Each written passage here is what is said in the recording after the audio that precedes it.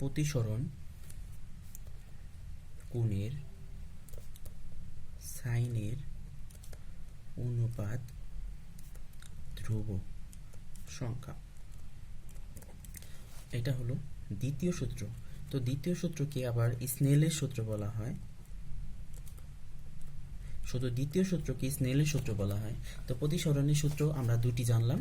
তো দ্বিতীয় সূত্র অর্থাৎ শেষের যে সূত্রটা আছে সেটাকে স্নেলের সূত্র নামে অভিহিত করা হয়। যদি পরীক্ষাতে আসে যে স্নেলের সূত্রটি ব্যাখ্যা করো, তাহলে তোমাদের দ্বিতীয় সূত্রটি দিতে হবে। তো প্রতিসরণ, দেখো প্রতিসরণের আবার দুটি শর্ত আছে। তো প্রতিসরণের শর্তটা হলো, তো প্রতিসরণ আর প্রতিফলনের মধ্যে পার্থক্যটা তোমাদের একটু আলোচনা করে বুঝিয়ে দিই। তো আমরা যখন অনেক সময় থাই গ্লাসের ভিতর দিয়ে তাকাতে পারি, থাই গ্লাসের ভিতর দিয়ে যে জিনিসগুলো আছে সেগুলো দেখতে পারি। তো যখন আমরা দেখতে পারি তখন দেখবা যে আলোটা ভিতরে প্রবেশ করে, সেই জন্য আমরা দেখতে পারি। যখন আলোটা ভেতরে প্রবেশ করে তখন দেখো আমরা একটা মাধ্যমে আসছি, থাই গ্লাসের ভেতরে আরেকটা মাধ্যম। যখন আলোটা ভেতরে যায় তখন কিন্তু আমরা কি করতে পারি, ভেতরে জিনিসটা দেখতে পারি। তো যখন আমরা ভেতরে জিনিসটা দেখতে পারি অর্থাৎ আলোটা ভেতরে গেছে, সেই জন্য তখন হলো প্রতিসরণ ঘটে। আর যখন আলোটা ভেতরে না যায় অর্থাৎ আলোটা যখন আয়নার মধ্যে বাড়ি খেয়ে, থাই গ্লাসে বাড়ি খেয়ে আবার পুনরায় আমাদের কাছে চলে আসে, তখন কিন্তু নিজের চেহারাটা দেখতে পারি। তখন ভেতরে জিনিস কিন্তু দেখা যায় না। অর্থাৎ প্রতিফলন হলে নিজেকে দেখা যায়, আর প্রতিসরণ হলে ভেতরে জিনিসটা দেখা যায়। আমরা অনেক সময় দেখবো যে কিছু কিছু পানি ভেতরের অংশ মাটি দেখা যায়, আবার অনেক অনেক সময় পানিটা ঘোলা থাকে, যে কারণে আমরা কি করতে পারি না, নিচের অংশটা দেখতে পারি না। তো এটা হলো দুইটার পার্থক্য। এছাড়া যে প্রতিসরণের যে দুটি শর্ত আছে, দুটি শর্ত সম্পর্কে আমরা জানব। তো যখন হালকা থেকে ঘনতে আলোটা প্রবেশ করবে, হালকা থেকে ঘনতে আলোটা প্রবেশ করবে তখন কেমন হবে?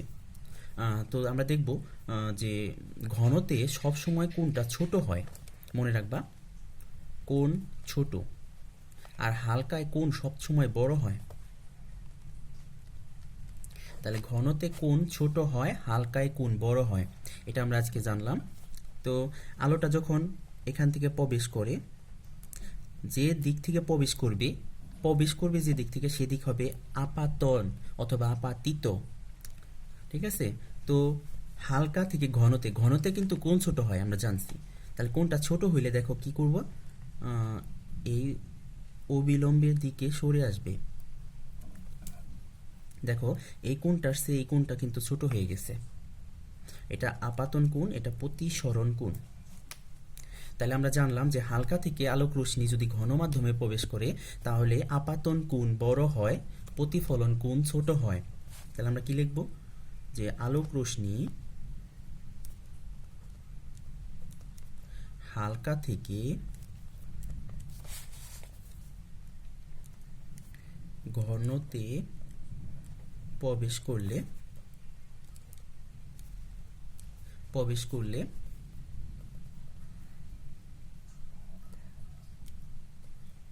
প্রতিসরিত রশ্মি অভিলম্বের দিকে বেঁকে আসে, তখন আপাতন কোণ বড় হয় এবং প্রতিসরণ কোণ ছোট হয়। অর্থাৎ কোণ আইটা বড় হয় কোণ আর এর চেয়ে। দেখো কোণ আই বড় হয় কোণ আর এর চেয়ে। যদি হালকা মাধ্যম থেকে আলোক রশ্মি ঘন মাধ্যমে প্রবেশ করে, তাহলে এর আলোক রশ্মিটা কি, প্রতিসরিত রশ্মিটা অভিলম্বের দিকে সরে আসে, তখন আপাতন কোণটা বড় হয়, প্রতিসরণ কোণটা ছোট হয়। সেই জিনিসটা আমরা লিখলাম। শর্ত নাম্বার 2, এগুলো সরাসরি পরীক্ষাতে আসে। শর্ত নাম্বার 2, এবার ঘন থেকে যদি হালকাতে প্রবেশ করে তাহলে ঘন মাধ্যমে কিন্তু কোণ ছোট হয়, অর্থাৎ আপাতন কোণ তাহলে ছোট হবে। তাহলে সেই ক্ষেত্রে কি হবে, প্রতিসরণ কোণটা কিন্তু বড় হবে, অর্থাৎ অনেক দূরে সরে যাবে। যাওয়ার কথা ছিল এইখান দিয়ে, কিন্তু এখান থেকে না গিয়ে কি হয়েছে, একটু দূরে সরে গেছে। এটা অভিলম্ব, এটা বিবেত্তল। যে আলোটা প্রবেশ করে সেটাকে আপাতন কোণ বলে। এই যে এখানে আপাতন কোণ আই, আর এটা প্রতিসরণ কোণ আর। তাহলে আমরা বলবো কি, যে আলোক রশ্মি ঘন মাধ্যম থেকে হালকা মাধ্যমে প্রবেশ করলে এর প্রতিসরিত রশ্মিটা অবিলম্ব থেকে দূরে সরে যায়। আলোক রশ্মি ঘন মাধ্যম থেকে হালকা মাধ্যমে প্রবেশ করলে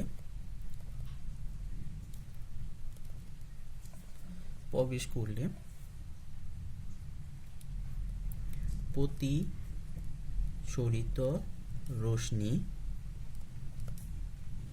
অভিলম্ব থেকে দূরে সরে যায়, তখন আপাতন কোণ ছোট হয়, প্রতিসরণ কোণ বড় হয়। দেখো এখানে আপাতন কোণ কিন্তু ছোট, প্রতিসরণ কোণ কিন্তু বড় হয়ে গেছে, অর্থাৎ তখন আয়ের চেয়ে আরটা বড় হবে। কোণ আয়ের চেয়ে কোণ আরটা বড় হবে। তো এই হলো দুটি প্রতিসরণের দুটি শর্ত। এখন আমরা দেখব যে সংকট কোণ অথবা ক্রান্তি কোণ। সংকট বা ক্রান্তি কোণ, দেখো সংকট বা ক্রান্তি কোণ তো ঘন থেকে হালকা, উপরে হালকা মাধ্যম আর নিচে ঘন মাধ্যম। তো একটা আলো এখান দিয়ে আপাতিত হইল, আপাতিত হয়ে এখান দিয়ে যাওয়ার কথা ছিল, এখান দিয়ে না গিয়ে কিছুটা দূরে সরে গেল। তাহলে ও প্রথমে এ ও, এটা ও বিন্দু, তাহলে এ ও পথে আপাতিত হয়ে এ প্রাইম পথে প্রতিসরিত হলো। আরেকটি আলো এখান দিয়ে আসলো, এখানে বি মাধ্যম, এইখান দিয়ে চলে গেল, বি প্রাইম মাধ্যমে চলে গেল। তাহলে দেখো 90 ডিগ্রি কার জন্য হয়েছে, বি প্রাইম। তাহলে আপাতন যে কোণের জন্য, এই যে বি কোণের জন্য, আপাতন যে কোণের জন্য প্রতিসরণ কোণ 90 ডিগ্রি হয়, আপাতন যে কোণের জন্য প্রতিসরণ কোণ 90 ডিগ্রি হয়, 90 ডিগ্রি হয়েছে কেমনা, এটা এন, এন প্রাইম। তাহলে এন ও বি প্রাইম হলো 90 ডিগ্রি, পুরোটা 90 ডিগ্রি। তাহলে এই 90 ডিগ্রি হয়েছে কার জন্য, বি প্রাইমের জন্য, বির জন্য। তাহলে এই যে এই রেখার জন্য, এই রেখার জন্য 90 ডিগ্রি হয়েছে। তাহলে এই কোণ, এই আপাতন যে কোণের জন্য প্রতিসরণ কোণ 90 ডিগ্রি হয়, এই আপাতন কোণকে বলা হয় সংকট কোণ। তাহলে দেখো লিখবো কিভাবে, আপাতন যে কোণের জন্য প্রতিসরণ কোণ 90 ডিগ্রি হয়,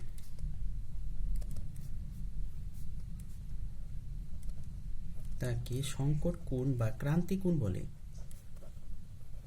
বা ক্রান্তি কোণ বলে।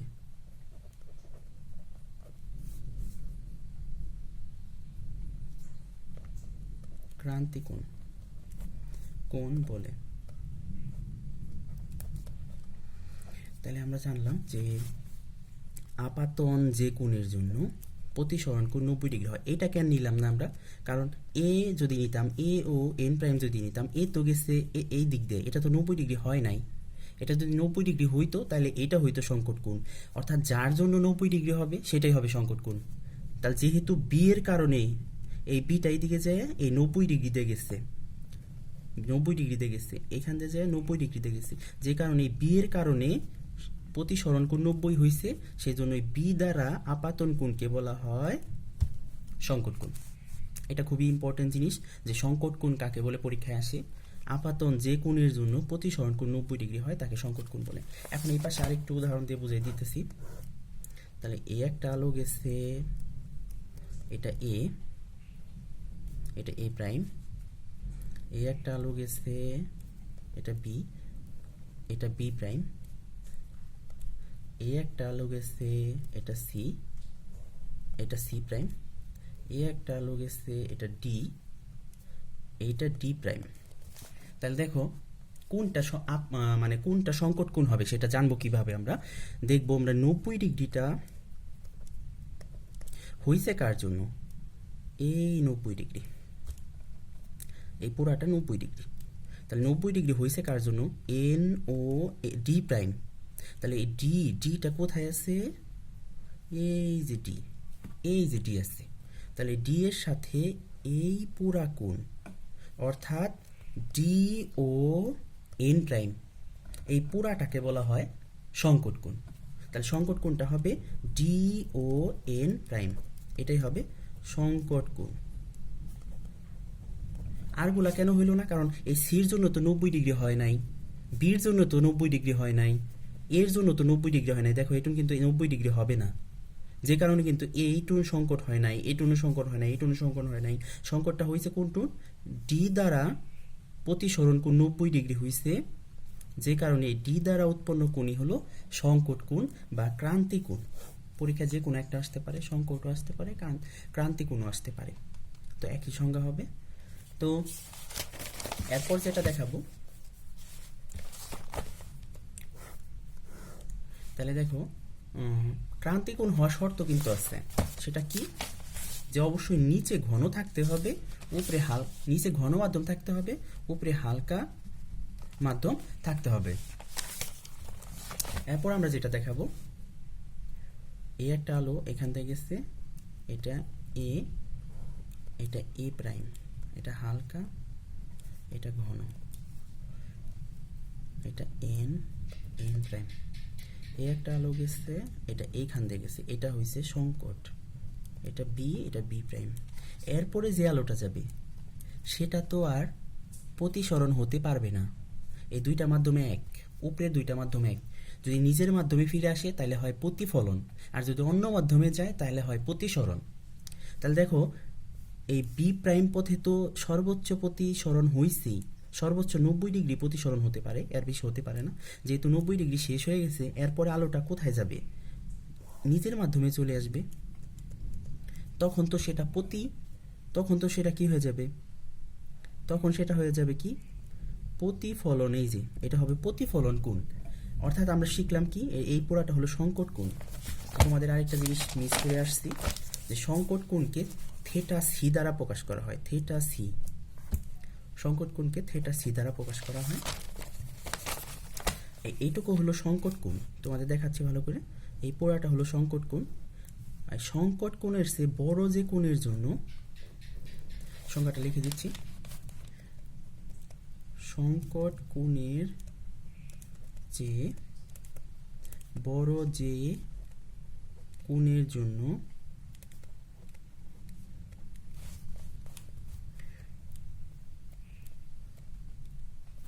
আলোক রশ্মি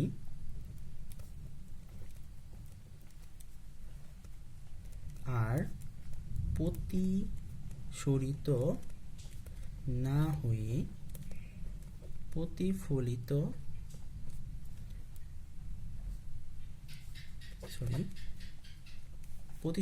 না হয়ে নিজের মাধ্যমে চলে আসে, নিজের মাধ্যমে প্রতিফলিত হয়,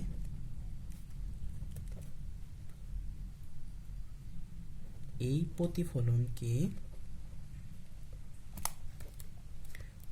পূর্ণ অভ্যন্তরীণ প্রতিফলন বলে। তাহলে পূর্ণ অভ্যন্তরীণ প্রতিফলনটা কি? যে সংকট কোণের চেয়ে, এই পুরাটা কিন্তু থেটা সি মানে সংকট কোণ, এটুন থেটা সি। তাহলে সংকট কোণের চেয়ে বড় যে কোণের জন্য, এটুন বড়, সংকট কোণের চেয়ে বড় যে কোণের জন্য আলোক রশ্মি প্রতিসরিত না হয়ে নিজের মাধ্যমে প্রতিফলিত হয়, এই প্রতিফলনকে বলা হয় পূর্ণ অভ্যন্তরীণ প্রতিফলন। তো পূর্ণ অভ্যন্তরীণ প্রতিফলনের শর্ত হলো দুটি। এক নম্বর শর্ত, আলোক রশ্মি অবশ্যই ঘন হতে হালকা মাধ্যমে প্রবেশ করতে হবে। 2 নম্বর শর্তটা কি? আপাতন কোণ অবশ্যই সংকট কোণের চেয়ে বড় হতে হবে। এই হলো দুটি শর্ত, যদি ঘটে তাহলে পূর্ণ অভ্যন্তরীণ প্রতিফলন হবে। প্রথম শর্তটা কি? যে আলোক রশ্মি অবশ্যই ঘন হতে হালকা মাধ্যমে প্রবেশ করতে হবে। আর 2 নাম্বার হলো আপাতন কোণ অবশ্যই সংকট কোণের চেয়ে বড় হতে হবে। এই দুইটা শর্ত মানলে পূর্ণ অভ্যন্তরীণ প্রতিফলন ঘটবে।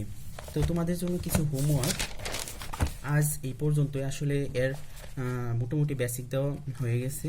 এটুকু পড়লে তোমরা ভালো মতো এই অধ্যায়টা শেষ করতে পারবা। তো তোমাদের জন্য কিছু হোমওয়ার্ক থাকবে।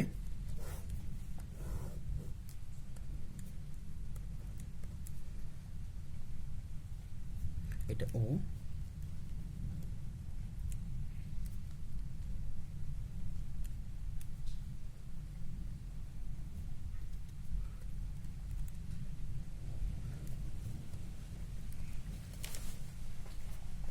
এ, এ প্রাইম, বি, বি প্রাইম,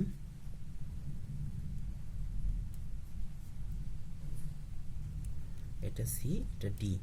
তাহলে তোমাদের হোমওয়ার্কটা থাকবে বি। হোমওয়ার্কটা থাকবে এখানে সংকট কোণ কোনটা তোমরা আইডেন্টিফাই করে দিবা যে সংকট কোণটা কোনটা। হোমওয়ার্কটা করবা কিভাবে? যে এ ও এন প্রাইম এটা কি সংকট কোণ, না বি ও এন প্রাইম এটা কি সংকট কোণ, না সি ও এন প্রাইম এটা সংকট কোণ, না ডি ও এন প্রাইম এটা সংকট কোণ।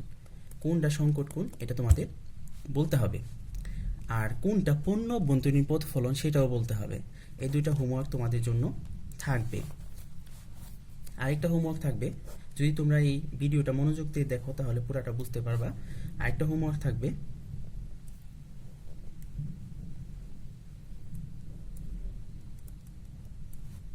এইটা কোন মাধ্যম আর এইটা কোন মাধ্যম।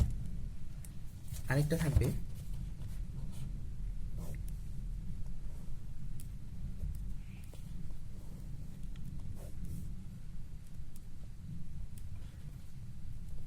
এক চিত্র,